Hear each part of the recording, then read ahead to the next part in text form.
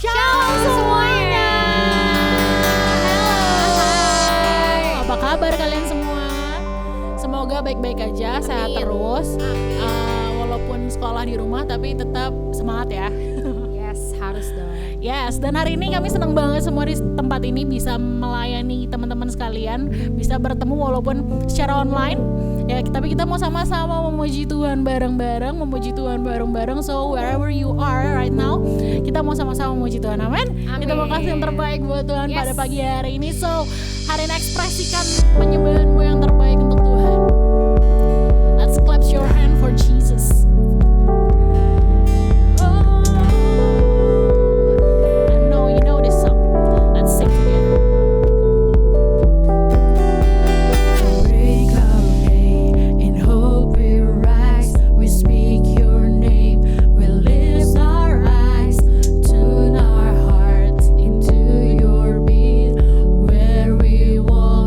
Dare you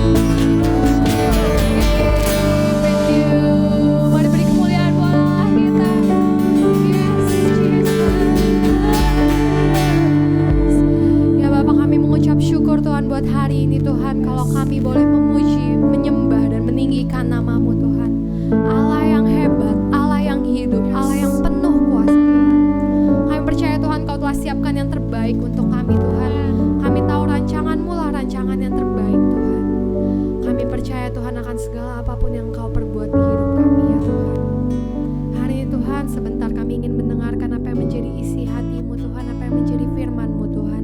Biar Kau berkati hamba-Mu yang akan menyampaikan firman-Mu Tuhan.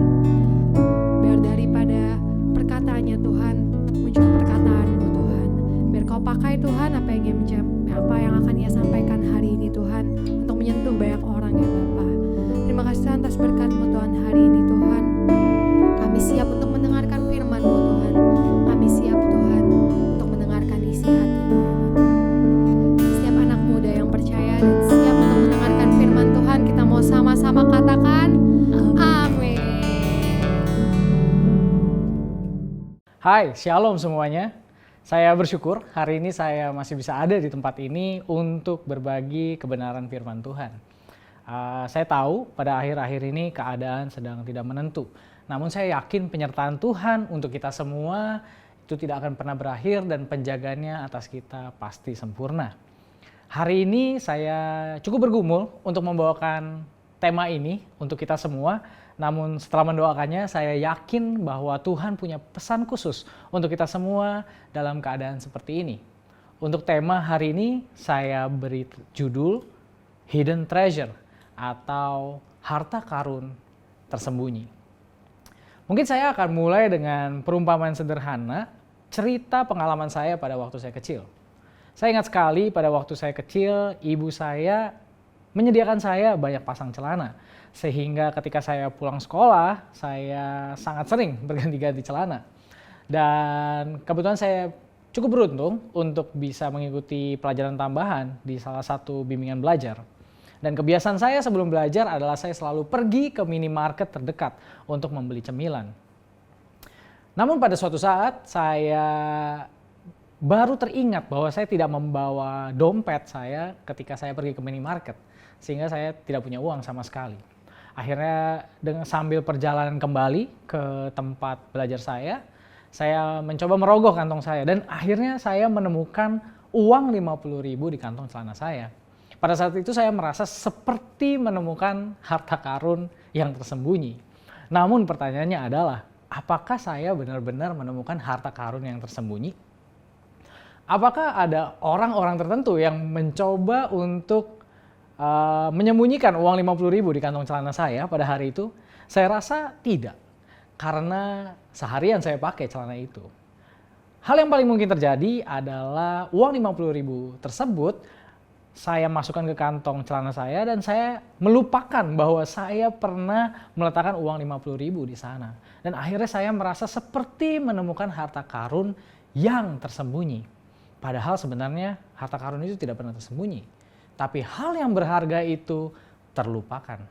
Hari ini kita akan sama-sama belajar melalui pengalaman bangsa Israel bersama Tuhan pada zaman hakim-hakim. Saya mungkin akan memberikan sedikit ringkasan terlebih dahulu. Bacaan ini diambil dari Hakim-Hakim pasalnya yang ke-20. Pada waktu itu ceritanya terjadi satu perbuatan noda di Israel yang dilakukan oleh Bani Benyamin.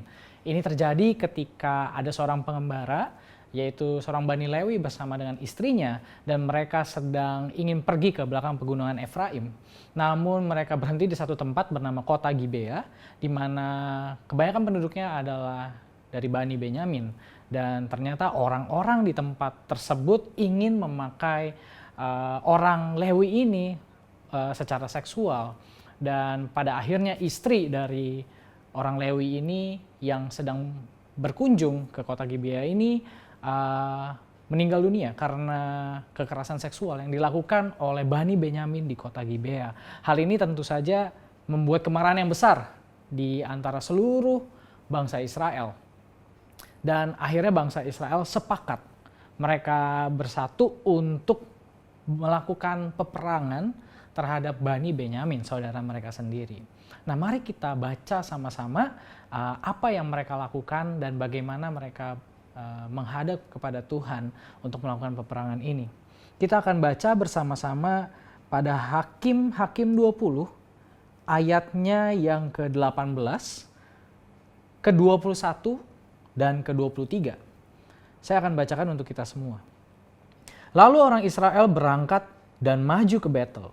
Di sana mereka bertanya kepada Allah, siapakah dari kami yang lebih dahulu maju berperang melawan Bani Benyamin? Jawab Tuhan, suku Yehudalah lebih dahulu.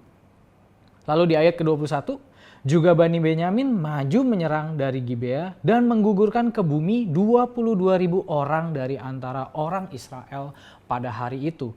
Jadi di sini orang Israel kalah. Sedikit penjelasan, orang Israel berjumlah 400.000 orang pada waktu itu. Dan Bani Benyamin berjumlah sekitar 26.000 orang. Lalu di ayat ke-23 dikatakan, kemudian pergilah orang-orang Israel lalu menangis di hadapan Tuhan sampai petang. Sesudah itu mereka bertanya kepada Tuhan, akan pergi pulakah kami berperang melawan Bani Benyamin saudara kami itu? Jawab Tuhan, majulah melawan mereka. Pada saat kita membaca mengenai peperangan ini melalui firman Tuhan yang baru saja kita baca, mungkin kita akan bingung. Mengapa orang-orang Israel masih mengalami kekalahan? Bukankah Tuhan Allah yang beserta dengan mereka? Bukankah Tuhan Allah yang sudah memberikan jawaban? Suku Yehudalah terlebih dahulu. Mengapa ketika orang Israel sudah bertanya kepada Tuhan dan ketika mereka melakukan peperangan itu mereka masih kalah? Mungkin ini sama dengan pertanyaan di dalam kehidupan kita. Tuhan, saya sudah pergi ke gereja loh setiap hari. Tuhan, saya sudah berdoa loh setiap hari. Tuhan, saya sudah mengikut Tuhan setiap hari. Namun kenapa Tuhan? Kenapa saya belum mengalami kesuksesan? Tuhan, kenapa saya belum mengalami berkat yang melimpah? Tuhan, mengapa saya belum berhasil melakukan hal yang saya inginkan? Saya rasa ini bukan kebetulan. Mari kita sama-sama mencari apa sih maksud Tuhan di dalam kejadian ini. Saya melihat bukan suatu kebetulan ketika Tuhan berkata kepada orang Israel, Yehudalah yang maju terlebih dahulu. Saya rasa bukan kebetulan mengapa Tuhan menjawab Yehuda. Kalau kita lihat pada Kejadian pasal yang ke-49 ayat yang ke-10, di situ dikatakan berkat untuk Yehuda. Tongkat kerajaan tidak akan beranjak dari Yehuda ataupun lambang pemerintahan dari antara kakinya. Sampai dia datang yang berhak atasnya, maka kepadanya akan takluk bangsa-bangsa. Mengapa Tuhan mengatakan Yehuda?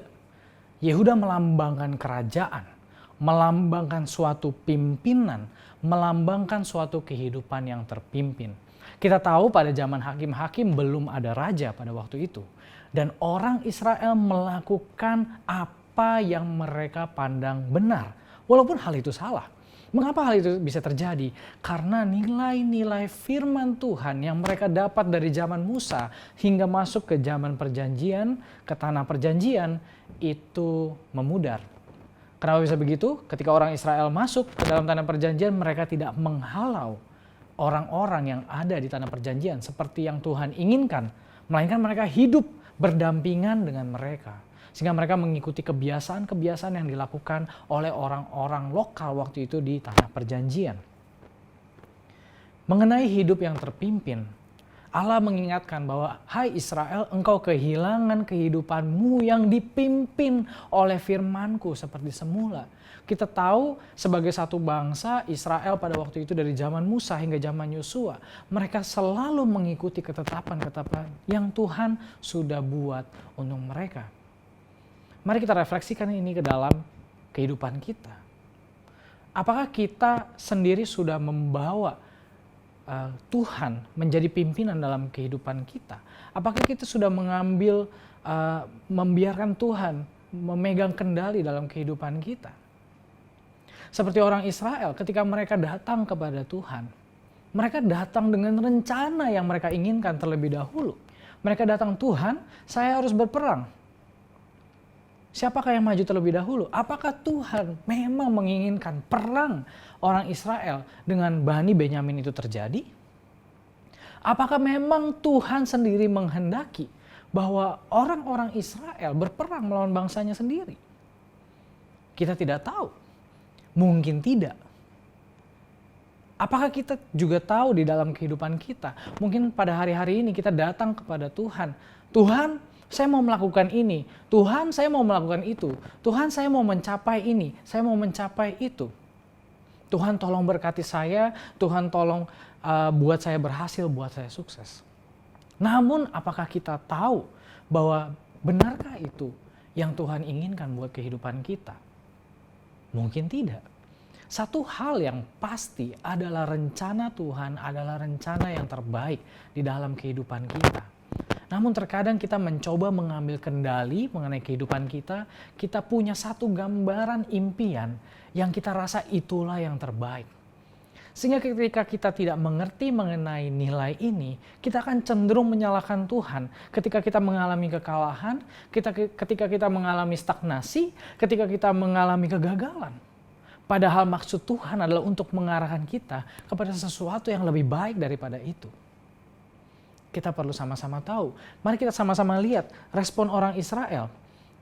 Di Hakim-Hakim 20, ayat yang ke-23. Kemudian pergilah orang-orang Israel lalu menangis di hadapan Tuhan sampai petang.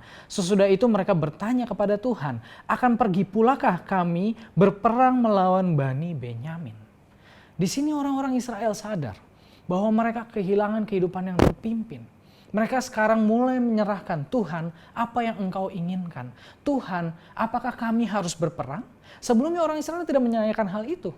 Mereka hanya membawa rencana mereka. Tapi ketika sekarang mereka mulai menanyakan Tuhan, Tuhan, kemana kami harus pergi?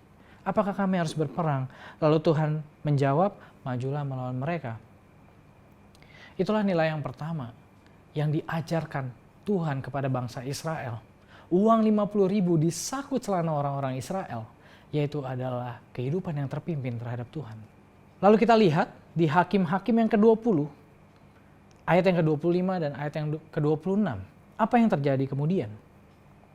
Saya bacakan, maka pada hari kedua itu majulah suku Benyamin dari Gibea menyerbu mereka, dan digugurkannya pula ke bumi 18.000 orang di antara orang-orang Israel. Semuanya orang-orang yang bersenjatakan pedang. Jadi orang Israel masih kalah, saudara-saudara, hanya jumlahnya lebih sedikit. Tadinya 22.000, sekarang menjadi 18.000 orang. Jadi ada 40.000 orang yang gugur, 10% dari jumlah orang Israel. Kemudian pergilah semua orang Israel, ayat yang ke-26, yakni seluruh bangsa itu lalu sampai di Betel. Di sana mereka tinggal menangis di hadapan Tuhan, berpuasa sampai senja pada hari itu dan mempersembahkan korban bakaran dan korban keselamatan di hadapan Tuhan. Apa yang dapat kita tangkap dari peristiwa ini? Kenapa mereka masih kalah? Bukankah mereka sudah 2 kali bertanya kepada Tuhan? Namun ketika kita lihat respon bangsa Israel, ada respon yang cukup unik yang kita lihat. Kemudian pergilah semua orang Israel, yakni seluruh bangsa itu. Berarti pada kali ini, semua orang Israel, mereka datang menghadap Tuhan. Lalu sampai di Betel, tidak hanya menangis, mereka juga berpuasa sampai senja pada hari itu dan mempersembahkan korban bakaran dan korban keselamatan. Apa yang Tuhan ajarkan kepada orang Israel adalah penyerahan diri secara total.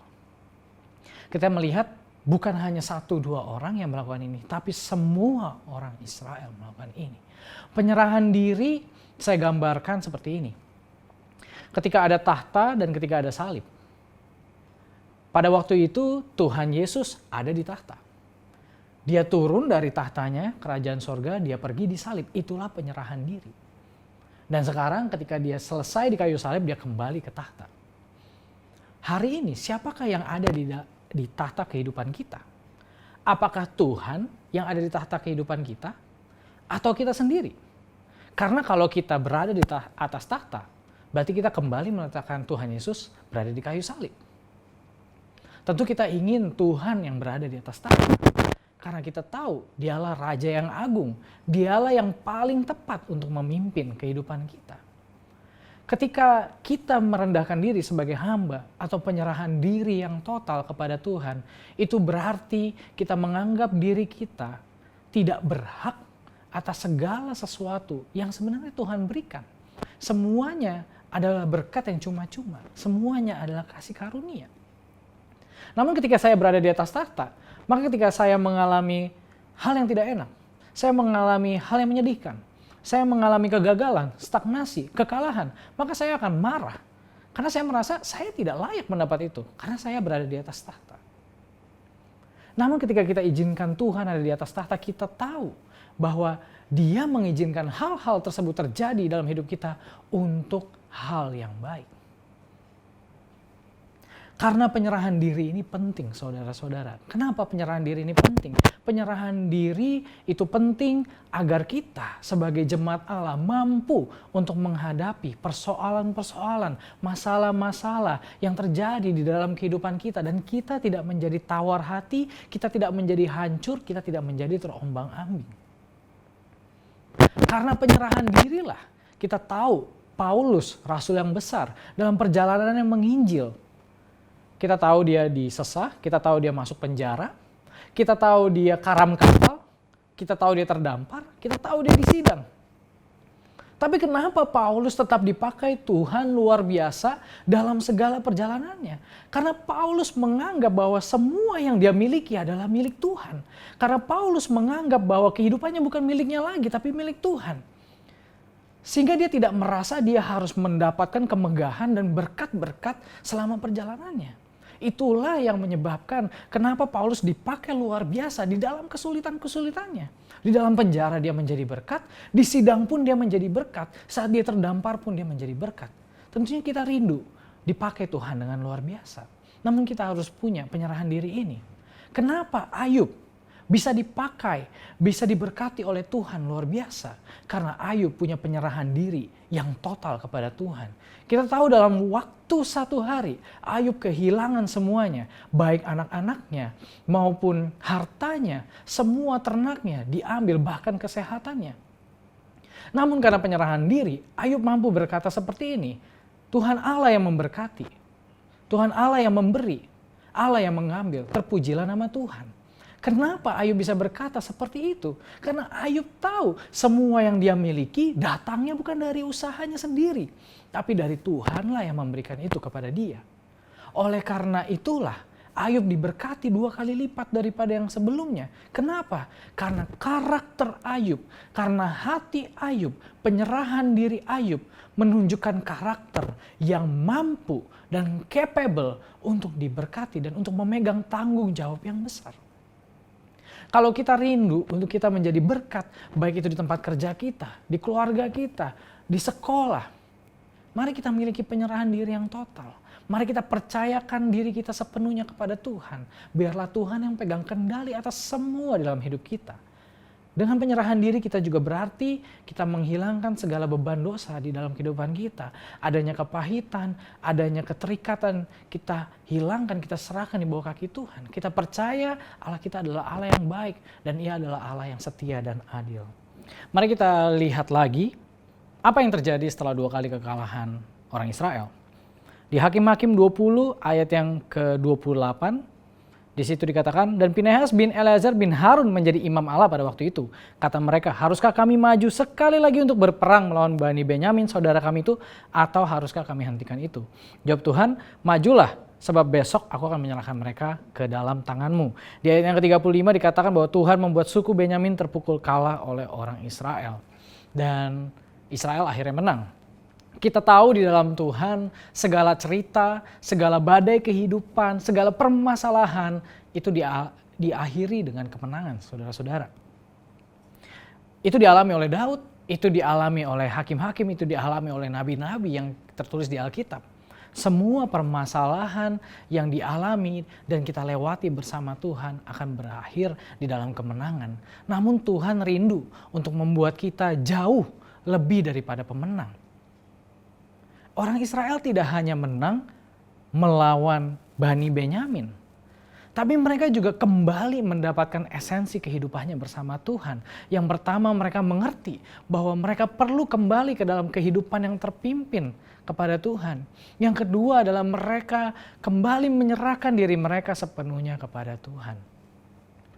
Mereka mendapatkan pelajaran-pelajaran dan hal-hal yang berharga ketika mereka kalah, dan Allah mengizinkan mereka untuk kalah, untuk mereka mendapatkan hal-hal yang lebih besar dan lebih berarti daripada hanya sebuah kemenangan melawan saudara mereka sendiri.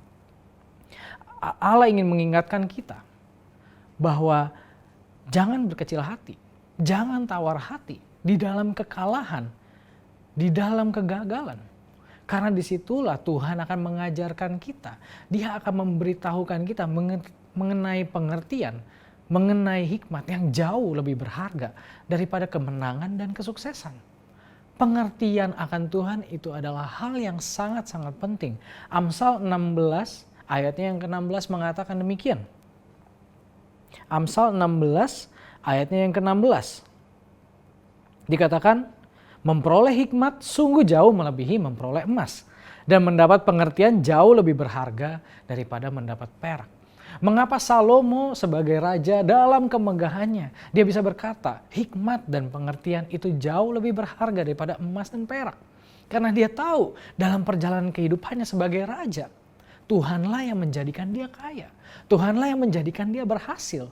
Dan semua itu dia peroleh karena dia memiliki pengertian dan hikmat. Karena pengertian dan hikmat, pengenalan akan Tuhan, Paulus juga dapat berkata di Filipi 3 ayatnya yang ke-8. Malahan segala sesuatu kuanggap rugi karena pengenalan akan Kristus Yesus Tuhanku lebih mulia daripada semuanya. Oleh karena dialah aku telah melepaskan semuanya itu dan menganggapnya sampah supaya aku memperoleh Kristus. Paulus juga dalam perjalanan penginjilannya, dia menganggap segala sesuatunya rugi.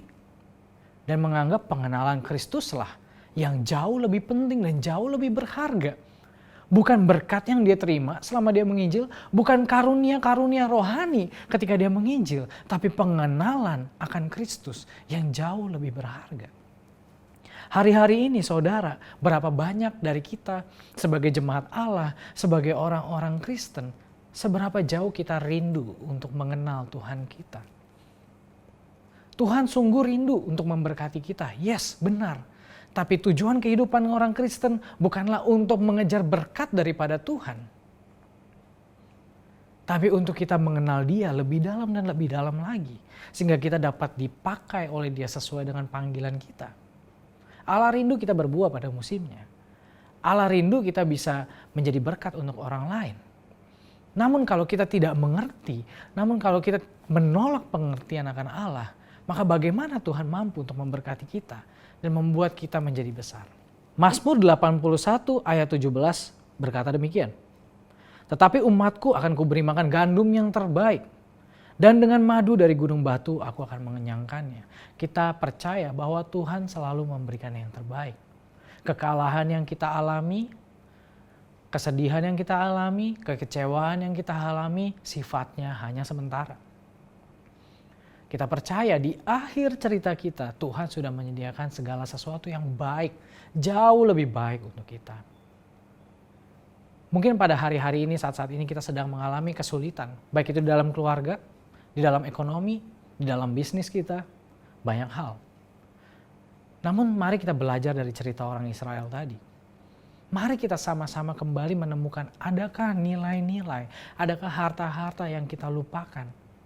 Sehingga kita mampu untuk belajar, kita tahu apa yang Tuhan inginkan selama masa-masa sulit ini. Dan kita percaya ketika kita sudah mengerti, ketika kita mendapat pelajaran berharga itu daripada Tuhan, Tuhan akan mengembalikan keadaan kita. Tuhan akan memberkati kita kembali dengan gandum yang terbaik. Hari ini, saya rindu untuk berdoa untuk kita semua dalam keadaan seperti ini. Saya yakin Tuhan ingin berbicara di dalam kehidupan setiap kita. Dan saya yakin setiap kita akan Tuhan pakai dengan luar biasa. Saya berdoa untuk kita semua, baik saudara-saudara yang sedang mengalami keadaan yang kurang baik, keadaan yang sulit. Saya berdoa biar kiranya kita semakin peka dan kita semakin mengenal Tuhan di dalam keadaan seperti ini. Karena Tuhan sungguh tidak akan pernah meninggalkan kita. Dan saya juga berdoa untuk kita yang sedang diberkati, kita yang sedang mengalami promosi, mari kita berdoa biar kiranya berkat Allah yang kita terima itu juga memberkati orang lain di sekitar kita. Mari kita sama-sama berdoa. Bapa di dalam surga, kami bersyukur Tuhan atas segala berkat yang Tuhan sudah berikan kepada kami, atas firman-Mu yang telah Engkau bagikan kepada kami pada hari ini Tuhan. Biar Tuhan kami belajar Tuhan menjadi umat-Mu yang dewasa Tuhan. Biar kami bisa berbuah Tuhan pada musimnya Tuhan. Kami berdoa Tuhan biar kiranya ada hikmat dan pengertian yang daripada Allah Tuhan. Itulah yang memampukan kami Tuhan untuk mengerti mengenai keadaan kami Tuhan. Ajar kami untuk peka, ajar kami untuk tahu isi hati-Mu Tuhan. Sehingga kami belajar banyak hal Tuhan dalam keadaan kami Tuhan. Biar Tuhan kami menjadi berkat-Mu Tuhan. Kami bisa menjadi terang-Mu Tuhan di masa-masa seperti ini Tuhan. Di dalam nama Tuhan Yesus Kristus, setiap kita yang percaya sama-sama kita katakan, amin.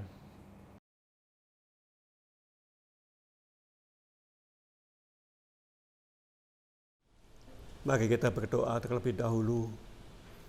Tuhan, kami mengucap syukur kepadamu untuk firman-Mu yang telah kami dengar pada pagi hari ini. Tuhan, berikan kepada kami semua kemampuan untuk kami melakukannya di dalam kehidupan kami. Kuatkan kami ya Tuhan, di masa-masa yang sulit seperti ini. Berikan kami kekuatan ya Tuhan. Kalau sebentar kami akan melakukan perjamuan kudus ini ya Tuhan, biarlah Kau berkati roti dan anggur perjamuan ini, sehingga ketika kami makan dan minum terjadi persekutuan yang indah dengan tubuh dan darah-Mu. Kau layakkan kami Tuhan, ampuni segala dosa-dosa kami. Terima kasih Bapa, di dalam nama Yesus kami berdoa. Haleluya. Amin. Kita akan naikkan satu pujian, Sukacitaku Penuh.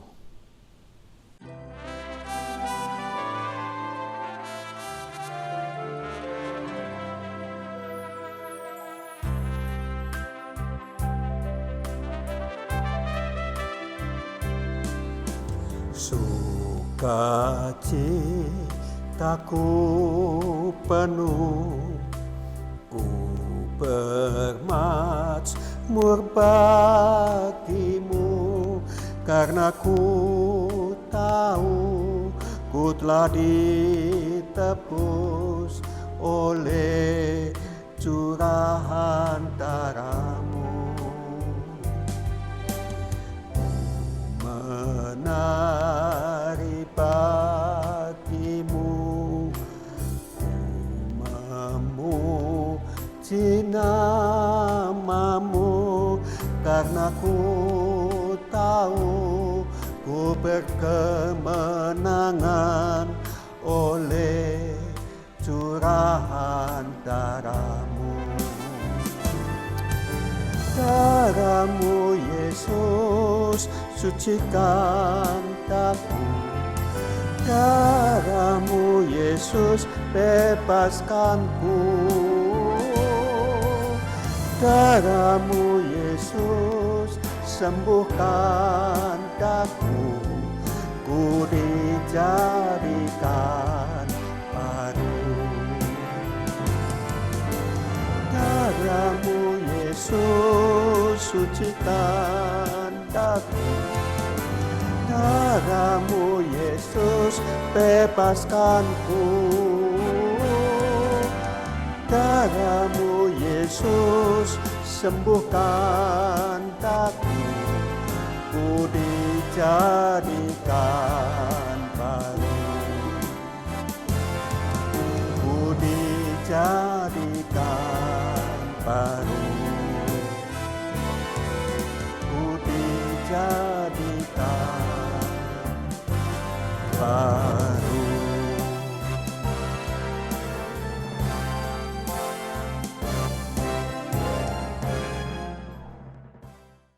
Mari angkat roti di tangan kanan saudara, tinggi lewat kepala, dengarkan firman Tuhan terlebih dahulu, dan nanti kita akan makan roti ini bersama-sama.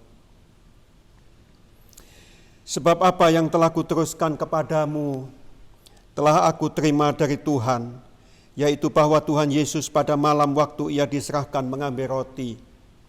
Dan sesudah itu Ia mengucap syukur atasnya, Ia memecah-mecahkannya dan berkata, inilah tubuhku yang diserahkan bagi kamu. Perbuatlah ini menjadi peringatan akan aku. Saudara sekalian, percayakah saudara, roti yang telah diberkati ini adalah persekutuan kita dengan tubuh Kristus? Mari kita makan bersama-sama dalam nama Yesus.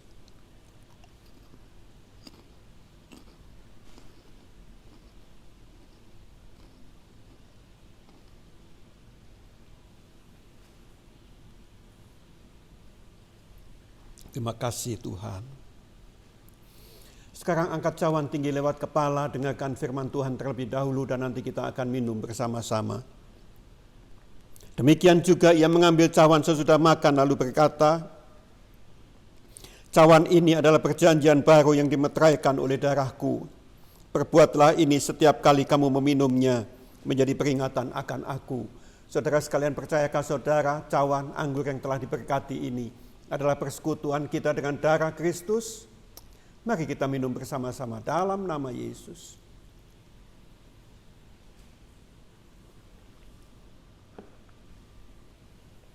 Terima kasih Tuhan, terima kasih untuk pengorbanan-Mu di kayu salib. Kami boleh selamat semata-mata karena Engkau saja ya Tuhan. Karena Engkaulah yang telah mengorbankan diri-Mu dan menebus segala dosa-dosa kami ya Tuhan. Mampukan kami untuk membalas kasih-Mu ini ya Tuhan. Dengan melakukan firman-Mu, melakukan perintah-perintah-Mu, kehendak-Mu di dalam kehidupan kami. Mampukan kami untuk di dalam hidup kami ini mempermuliakan Engkau ya Tuhan. Terima kasih Bapa, terima kasih Tuhan. Di dalam nama Yesus kami berdoa. Haleluya. Amin. Saudara sekalian, mari kita sama-sama mengangkat kedua tangan kita dan mari kita menerima berkat yang daripada Tuhan. Biar kiranya Tuhan memberkati apapun yang kita kerjakan. Biar kiranya Dia menuntun kita ke air yang tenang, dan biar kiranya kita mendapat pertolongan daripada Tuhan. Dan biar kiranya kasih daripada Allah Bapa, cinta yang manis dengan anaknya yang tunggal Yesus Kristus, dan persekutuan yang manis dengan Roh Kudus beserta kita semua mulai dari hari ini kekal sampai selama-lamanya. Untuk kita semua yang percaya, mari kita sama-sama katakan, amin. Baru saja kita mendengarkan mengenai sharing firman Tuhan, Hidden Treasure. Saya harap firman tersebut memberkati kita semua dan juga menginspirasi kita. Saya bersyukur karena online service ini adalah online service pertama yang dilakukan oleh Battle Teens Kelapa Gading. Dan saya bersyukur Tuhan sudah memampukan kita untuk melakukan hal ini. Saya berharap ke depannya kita masih tetap bisa beribadah bersama di waktu yang sama dan juga di tempat yang sama. Dan juga saya berpesan untuk kita semua tetap stay at home. Mari kita berdoa untuk bangsa dan negara kita biar kiranya Tuhan menghalau wabah ini daripada Indonesia dan juga biar semuanya kembali dalam keadaan yang normal. Tuhan Yesus memberkati kita semua. See you guys.